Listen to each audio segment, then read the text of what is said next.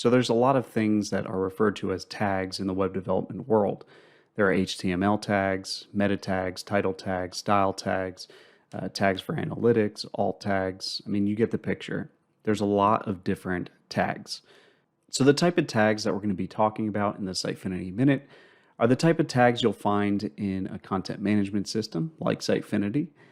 And these are used to label content in your CMS so that you can categorize, organize, and also filter content on pages. So let's see this in action so you get a better understanding of what I'm talking about. Now this post here was written to highlight all the new features in Sitefinity DX 14.1. Now when you scroll down in the blog post settings, you'll see this section called Categories and Tags.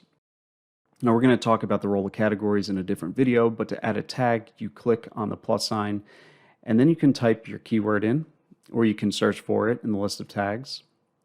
And for this, we're going to choose Sitefinity. Now, if you want to add a new tag, you can type it in and hit enter. But you can also manage all your tags by going to the content dropdown, and then under classification of content, you can click on tags.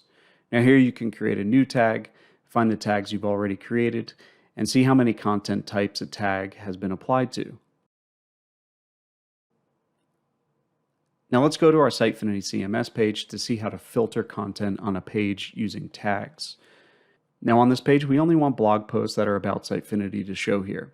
So once your blog posts are tagged with Sitefinity, like we did in a previous step, you can go into the blog post widget settings and filter by a tag. So in this example, you can see here only the blog posts that have the tag titled Sitefinity will be displayed in this widget, and therefore will be the only post that users will see when visiting this page. And that's a quick rundown of how tags work in Sitefinity. And that's the Sitefinity Minute.